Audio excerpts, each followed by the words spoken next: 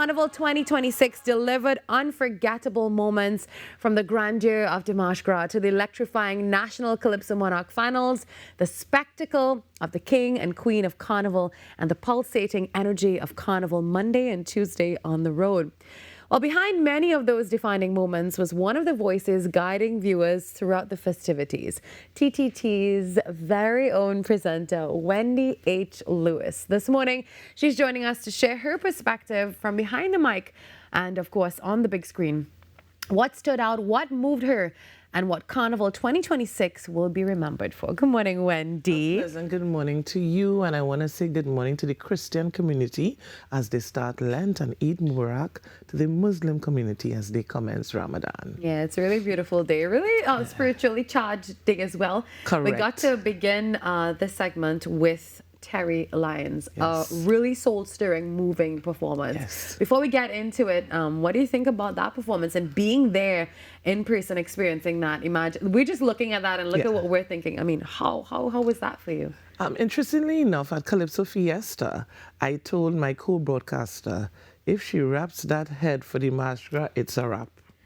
It's a wrap, literally. I think some people see the performance from a very casual place, and I saw the spirituality behind the performance. From the head wrap to the no makeup to the being barefooted to her delivery. It was really amazing, and Trinidad and Tobago needed those lyrics at this juncture. Yeah. We need it. We need to understand that we need to put away all the religious biases, all the hate, all the killing. The song spoke to Trinidad and Tobago, and it can also be an example for the region. So congratulations again to Terry Lyons. Yeah, that really resonated with the world and everyone, the global viewers as well. Well, Wendy, give me your views of Carnival 2026 and, just tell us how it's been for you. How I know it was a bumper season, I keep saying, but for you especially, having to go to bed really late and then get up really early and do it all over again. It's what I love for a start, because you can't succeed doing something from a negative place. It's what I love. 36 years in entertainment, 20 years in media. I love what I do. My strength is my voice. Our culture is booming and transitioning. So for me, it was challenging because it was a very hectic season. But all in all, if I have to give Carnival a score, probably out of 10, I will give it probably 100, and I'll tell you why. Carnival is a product. It depends on how you see it. So Carnival is a product. The critics will have issues with us saying positive things about this year in particular. I also have an NGO that leads battered women and abused children, so I'm coming from a very different space and place. When I see a single mother with about 4 children who can't even think about going to an event because their children are their priority, and single women aren't single necessarily because they made a bad choice or because the father of the children in prison, he could have died from a disease. It could have just been life happening. And she's working all the hours God sent to raise those kids. And for the first time in her life, she didn't have to worry about being able to afford to listen to Marshall Montano in concert or Patrice. And these are the ones that did it for free. In addition to all the other events, the John Cupid Village, Flavor, I see empowerment for those women, the young men who are burning the midnight oil to provide for their families and their own visions, had an opportunity to experience something that they never experienced before, and in their own minds may not be able to experience it for a few years well. So from that space, Carnival was a win for the man on the ground. Because we could afford to go wherever we want to go. But we have to always remember people over politics. And I think that is what transitioned for me the most, is that the people on the ground, the people who just so engulfed in all the issues of life that affect their mental health, they were able to experience what you and I normally experience. It wasn't a privilege it was, accessible to all this carnival. You know, many people, mental health, many people didn't commit suicide because they got a moment to release and have some relief in their lives. That, for me, when I watch the crowd, because I've been to Flavor and John Cupid a few times, and you're seeing people from all walks of life just so happy that they could be there without having to buy a ticket, find anything. Just be there. Actually, TTT took the pavement to the village as well, and that proved to be an opportunity for a lot of smaller artists to get an opportunity to perform. Yeah, so we had like about 30 to 40 artists performing. Because Roger George opened. Yeah, and it was such a great opportunity to go there and figure out like, hey, I really like this artist. I'd never heard their music before. So it was really a platform. Fair play. It was a platform for everyone on this carnival. So when you led the broadcasters through the carnival season, what was that experience like for you?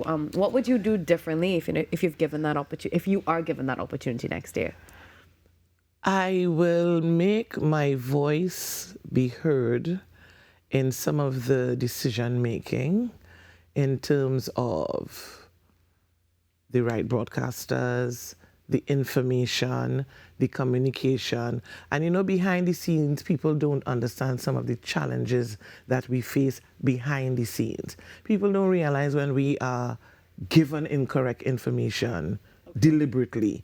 And if you don't know and you don't have the click of the drawer and you don't have your devices, but I don't think that's correct because I'm in this thing a while. That's not correct. And you have to make changes behind the scenes. People don't see that bit. People don't understand the tension. People don't understand being in front of the camera. I like the opportunity that we had some fresh new artists, even as broadcasters, because you have to start somewhere.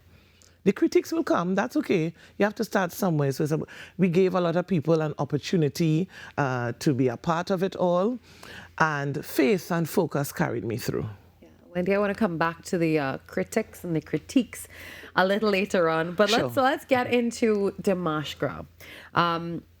From your vantage point, the commentary booth, what was the defining moment of the night for you? The messaging in the songs. There were some songs that stood out, obviously the winner, it was a clear winner. And seeing the North Stand, again, after so many years on the Dimash GRA night, the North Stand and the Grandstand, those were defining moments. Seeing people embrace the culture, that too was one. Having the opportunity to even be the broadcaster on our grand finale, which is the Dimash GRA stage, was also epic. And yeah, it was an amazing experience. Loved it. I like to see competitions from a different place, where people put their all in it and they're just fighting to reach the finish line. It's like a race. And although you're feeling tired, you're pushing and you're pushing because you just have to get there. I like the idea of people just putting in their all, not just for themselves, but for the culture on a whole. Yeah. Now, one of the aspects of Dimash GRA is the National Calypso Monarch Finals, and there's always a certain intensity that comes with that. Definitely. How is the energy different this year compared to the other years that you have carried or been able to broadcast? The North Stand have weight. There's a weight that comes with the North Stand. The togetherness. I mean, years gone by, you saw the entire grandstand filled. You would have seen highs and lows. But for this year, the energy that was in Dimash GRA, the excitement, the people everybody have their favorite and they're rooting. And I understand the passion, because you could have an artist, you don't care what they sing. That's your favorite artist and it's a wrap. And that's fine too. It was intensifying. Waiting for the results is always oh my God, are they gonna get it right? Are we better not be having no bottle pelting here this evening. And the same thing we go through as commentators and broadcasters is what's happening in the mind of some of the artists as well. But all in all, it was a great Dimash GRA. Yeah, I want to get a little deeper. As a commentator, how do you strike the balance between, analyzing, for example, a Calypsonian's performance and just allowing the viewers to really enjoy the emotions of the song? For me, I do a lot of research, even though there are things that I understand the viewers, and I understand that thousands of people will have 1,000 different views, and that's okay. But you have to be unbiased, although you have your passion, and that may show from time to time. And I strike the balance by allowing them to do them. Say what you want, do what you want, but I can only share what I see. Yeah. I caught your coverage of the King and Queen competition, and it was so lovely and so intricate how you really broke down all of the details, the costumes and all of that. Yes. What did you think about this year's craftsmanship? The storytelling behind the costumes. What did you think about the art? I loved what they did, and I love the idea that, especially the traditional category, some people kept it as it is. Some people added flavor to it without losing its essence. I love that. I also like the fact that the costumes, the detail, and my colleague would have been sharing some of the material used and the storytelling. We interviewed as much people as we could have to ensure that the viewers got a better understanding of what takes place behind the scenes of each and every costume. Yeah, do you think that it's evolved, for the past few years? Do you think that the the level of art has actually evolved? Definitely. One of the bands that impressed me the most, and all the bands were great, was that crochet band. To see an entire band in crochet. This is not a machine that did that. These are physical hands that crocheted an actual costume. Yeah. I did a doily when I was... the little doilies you have? I did one of that when I was a kid. I never finished my doily. This is it. But you had people behind the scenes. What I saw on stage as well was the burning of the midnight oil. Yeah. All the work that I had a designer that designed an entire band with 9 sections. I'm like, when did you begin? Ash Wednesday? Yeah. That's those hands that I keep saying this morning, the real unsung heroes, the ones who work behind the scenes. Correct. To really pull it together. It's not just what you see on the screen or on the stage. Wendy, commentary during this season can be really challenging. There's also the critiques from the critics, as well as, the problems that happen, especially when there's a live show, all the unpredictable things that happen. Right. How did you deal with all of that? What popped up for you this season? In terms of those critiques, everybody has their own job description. I'm a radio host, television presenter, corporate trainer, NGO leader, author. The list is endless in terms of what I do. My job description is in alignment with my purpose and the vision I have for my life. If you choose to have a job description where your daily job is that you defame the character of others, you slander the name, you have to be negative at all times. That's really sad. That's you. Yeah. If that's your purpose, kudos to you. But they also use that to try to distract us from being focused. And I refuse to be distracted. I keep my eyes on the prize. I saw one of my best friends put up a post about us attending QRC a few years ago. I thought it was 2022, to be honest. And when she shared the actual memory, it was 7 years ago. And we look the same. And I even said to her, we aging backwards. And that's because I keep my heart clean and I keep my heart pure. I don't have time for negative energy. I don't have time for negative people. It's like water off a duck's back. And people don't pelt stone at tree that not bearing fruit. Yeah. So that is my answer to everything. I don't see everything, so I don't get an opportunity to even want to respond to everything. I do me. We have a nation to empower, educate, edify, and none of us are perfect. And if your job description said you must pull out all the negative all the time, I hope you get paid, because I do. Yeah. Well, maybe some people do get paid for it, but that's a different story. Absolutely. So you've had to wear many hats this season, switching from one type of coverage to the next. Yes. And with all the competitions, finally on Monday and Tuesday, you got to sit down and really just look at everybody passing on the stage, looking at everybody, taking a jump up, doing all the things that you enjoy doing for Carnival. How did you shift your, how did you switch gears? I deliberately got rest. I had to force rest into it.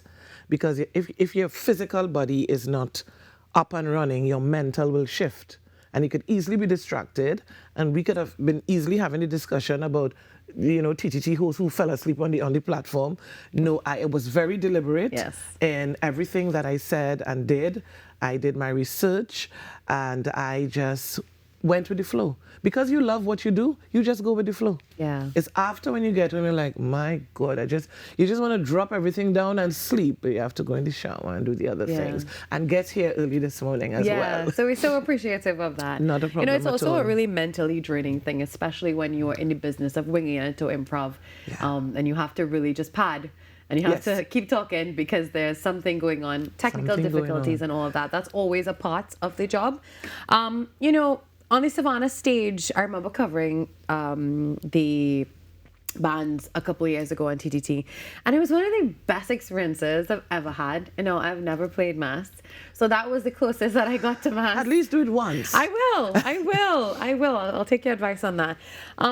How did that feel for you? And I know you didn't do much of the carnival season because you were working, but the energy is so different when you're sitting down and looking at people crossing the stage and you're getting the opportunity to talk about that. For me, two things. The energy across the stage was what we do. We release hectic life, children, everything, social issues, all the rest of it. And you just see people, while they're playing mass, I can see them saying, oh God, I needed this. I have to get my money's worth out of this costume. And they're just enjoying themselves. From behind the desk, I was educated. I was so happy that we did all the interviews that we did, because for me, that was an educational moment where I can take that information, package it, parcel it well for another season in terms of even content. And every day is a learning experience. You never know too much. The landscape is changing drastically. You're seeing people fulfilling their dreams. You interview so many people. Ronnie McIntosh started having sections in bands, and now look where they are. And to me, I haven't played with every band under the sun, but in terms of playing mass in the past, one of the experiences that always stood out was the year that I played with at the time it was Ronnie and Caro. The discipline and the customer service in that band, I can't say it's unmatched, because I've seen Tribe giving people carry-on and all sorts. Carry-on with a set of accoutrements in it. I just want a carry-on because I saw all sorts of nitty-gritty in it. You want to travel with a carry-on that's branded? It says the Lost Tribe. That's true. All I need to do is stick a Trinidad and Tobago sticker. The Lost Tribe. Tribe itself. Wendy H. Lewis. Yes, ma'am. You are you're one of the voices, associated with the major events this carnival season, or just in general in carnival.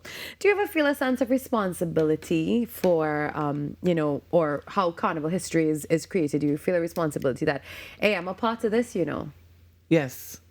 And later on, years from today, you said content, when these packages are unopened, they're like time capsules. This is what happened in 2026. Wendy H. Lewis sat on that chair and she spoke about this and that. And you're going to be remembered as 2026 broadcaster of Carnival. I think we have a moral, ethical, cultural responsibility to ensure every time a mic is in front of you, you pause, you think, and you deliver to the best of your ability. Now, remember, you're not perfect. So for me, people may say to me, have you ever made a mistake? Yes, but I fix it quick. You could highlight the mistake if you want, but my conscience will allow me to fix it quickly so that the correct information is there. Whether you choose to highlight it or not, it's there. And all individuals who are, interested in becoming a broadcaster, radio host, a television presenter, make sure it's your calling. Don't do it for the money. Don't do it because you want to be seen on TV or heard on radio. Make sure it's your calling, because your gift is what makes room for you. And my gift is my voice. Yeah. All my school reports, Vamala, all. I come in first in test, they don't have no time with that. Wendy's a brilliant student, but Talks too much. Hey, she will talk a little less. And did not realize that was my gift. This is what I was called to do. I just shared something on Facebook day before that says, I wish my teachers could see me now because I actually get paid to talk. All my teachers, I saw my teachers before and they're like, if Talks I too only much. knew that this was your calling, Yeah. I would have left you. A plus, but Mr. and Mrs., your child talks too much. Listen to Put me. you in the front of the class because he's just talking too much. Radio, TV, even ministry, because I'm an ordained minister as well. Yeah. Keynote speaker, corporate trainer, everything that I do requires my voice. Yeah. So I have to be very wary of ensuring I keep it positive and clean at all times, regardless. If you tell us that we're talking too much, we get paid to talk. It's like, I don't understand, but it's not my job to understand the people with the other job descriptions. Wendy, as a broadcaster, and just not just dabbling, but leading the charge a lot of the times in things like this, for the young people looking on who may be, they have some desire to be a broadcaster and they're a little bit worried, especially because of the critics. Like, I don't know what they're going to say if I get on that screen. How am I going to deal with that? Or this is something I want to do or not, or my parents don't want me to do this and they want me to be a lawyer or a doctor or something. Well, that last bit with the parents, that might be a whole program. What would you say to them if they want to become a broadcaster and they want to do what you're doing specifically? Research, research, research. Ensure that this is your calling. How would you know if this is your calling? Because you'll always find your calling in your childhood. Yeah. Always. It doesn't matter. You will find it in your childhood. 100%. 100%. So ensure that this is your calling. You may need some guidance from time to time, but I'm hoping that your advisors don't manipulate and intimidate you. Yeah. To try to become something that you weren't called to become, because you could waste your entire life. I saw a graduation where, and it was a young lady from Trinidad and Tobago actually, who graduated abroad, and she became a doctor. And in her speech, she said, "This was for my parents because I never wanted to do this." Yeah. So now that they've gotten their gift, she's going off to become what she wanted to become. That's exactly what I did. So you waste all that money, exactly all that what time I did. because you're competing with the neighbor. Do it for them. And then say, well, it's time to do me. No, I was a little more bold than that. I'm like, then this is what... actually, that happened to me when I was studying in the UK. Because I did IT because my dad wanted me to do IT. And so you have a background in IT? In IT, but I really wanted to be a lawyer. And then I decided, I don't want to just be a lawyer, I want to be a judge. Okay. And at the age of 21, when they tell you that's taken 7 years, you feel like your entire life has disappeared. And I'm like, I think I'm going to listen to that this time. I'm going to listen to that this time. Yeah, that's in your view at that time wasting 7 years, right? Exactly. Now I'm like, that's 7 years past. I could have been a judge, but it is what it is. Well, we are so grateful to have had you, just be a part of the TTT coverage team, and of course to have you this morning with us. And thank you to everyone behind the scenes that made it happen. Yeah. Because there were a lot of people behind the scenes that made it happen and welcomed me on board. All the producers that I worked with behind the scenes. It really was a defining moment in my career. So thank you, thank you, thank you. You know who you are. A lot of moving parts to keep us looking and sounding good. Yes. And we have the best team at TTT. Thank you, Wendy H. Lewis. I'm not missing that H ever again. Bless you. Right. You earned some points. Thank you. Have a great day, Wendy. Get Thank you some so rest. much. Catch up on some good rest. Rest starts tomorrow. I have studio this evening in preparation for 2027. Oh, wow. And then tomorrow I can rest. Also, before we go, Wendy, the road march battle is on. The latest news that we've received is that it's a tight race to the finish line. Yes. Between, of course, Machel and Voice. Yes. I'm not going to ask you what's your pick on national TV. No, I wouldn't. I'm very diplomatic, All right. I wouldn't venture there because the critics have already ventured there. It was an interesting turn of events because normally this is the first year, historically, that the road march winner did not take a front space on Carnival Saturday. For Carnival, Kiddies Carnival, all those Kiddies Carnival that took place, you normally know the front runner from there. And Carnival Monday, the race was between Dr. Jesus Montano, Ian Alvarez, Bungie Garlin, and Patrice and Mikal Teja. Yeah. Voice was there creeping in. Uh-huh. We had a little bit of full blown, and that was Monday. Yeah. By Tuesday, Voice got upset. Voice just had to kick people out of the race. And now it reached to being tight with Voice and Marshall. Yeah, this is definitely from a commentator and a broadcaster perspective, I shall not say who led at the Savannah, nor Piccadilly, nor downtown. Let's see. Yeah, what the judges say. Inside. We did try to get the criteria. We were unsuccessful because there were a lot of questions concerning, for example, there's a big band on stage. They start with one song, they switch to the next song, and you have at least 4 songs in one band. What gets judged? Do they pull the first song? Do they add all 4 songs because they actually played at a judging point? We weren't very sure. But let's see. Let God have his way. May the best man win. May the or best woman man or whoever woman is going win. to win. I believe this would be Marshall may have his 12th title. And that will be ahead of the Lord Kitchener. He will have broken. Let's see. Let's see what happens. Let's see what happens. Hotly pursued by Aaron Voice St. Louis. Yes. Well, 20 minutes before 8 o'clock on Trinidad and Tobago today. Thank you, Wendy H. Lewis. Thank you for having me. Have a beautiful day. We hope Same to see you again. Well, I'm kind of buried here now. So much more when we come back. The show continues on Trinidad and Tobago today.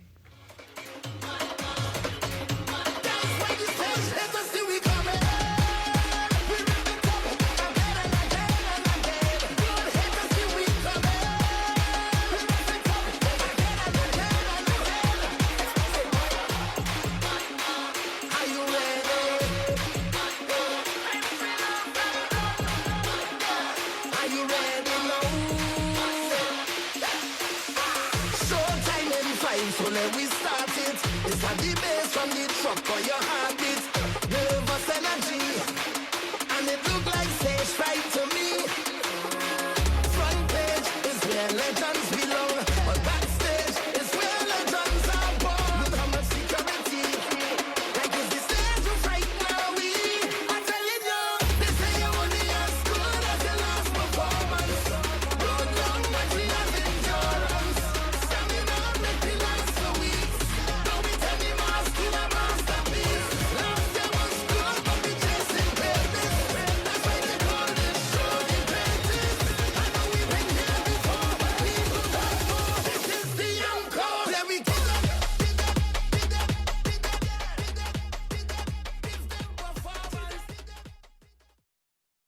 Come tell me. You don't have to say it when you I